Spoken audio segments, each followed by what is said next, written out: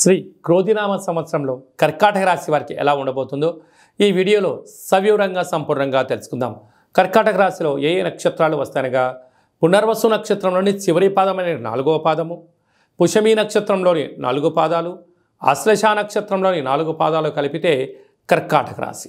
రాశాధిపతి యొక్క చంద్రుడు అవ్వడం వలన వీరికి ఒకవైపు అష్టమస్థాన శని సంచార స్థితి జరుగుతూ ఉండినను ఆదాయ వ్యయాలు ఈ సంవత్సరం అదృష్ట రాశులలో ఈ యొక్క కర్కాటక రాశి ఒకటే అని చెప్పి చెప్పుకోవడంలో ఏమాత్రము సందేహమే లేదు. వీరి యొక్క ఆదాయం 14, వ్యయం 2 అనగా 14 రూపాయలు సంపాదిస్తే కేవలం 2 రూపాయలు మాత్రమే ఖర్చు అవుతున్నాయి, 12 రూపాయలు మిగిలించబోతున్నారు. ఎప్పుడు మీరు ధర్మంగా, న్యాయంగా, ఆధ్యాత్మికంగా, సత్ప్రవర్తనతో మీరు ఎప్పుడైతే ఉంటారో ధనం మూలం ఇదం జగత్ అన్నట్టుగా అపార సంపన్న కుటుంబ వర్గంలోకి ఈ కర్కాటక రాశి వారు చేరబోతున్నారు.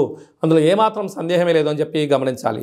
అలాగే రాజపూజ్యం 6, అవమానం 6 కనుక మీరు ఎక్కడికి వెళ్ళినా ఇంట్లో బయట వ్యాపార సేవారంగ కార్యక్రమాల్లో మీ మాటకు బలం పెరుగుతుంది, అన్నింటా విజయం మీ సొంతం అవుతుందని చెప్పి గమనించగలగాలి.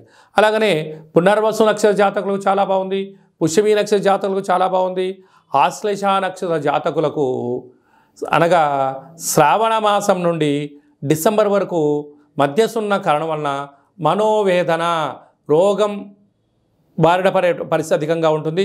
చాలా జాగ్రత్తగా ఉండి తీరాలి.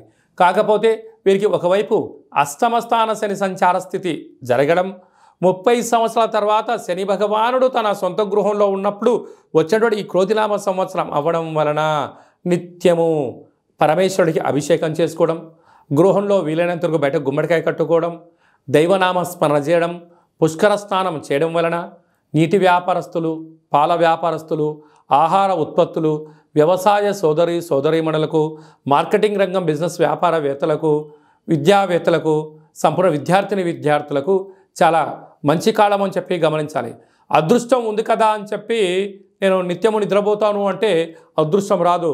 కష్టే ఫలి, కష్టపడగలిగితే, ధర్మంగా ఉండగలిగితే, ఏదైనా తెలియని పని తెలుసుకొని చేసుకొని దాన్ని సాధించగలిగితే భగవంతుడి యొక్క ఆశీస్సులు కలిగి మీరు అపార సంపన్న కుబేరులు అవుతారు అని చెప్పి గమనించగలగాలి.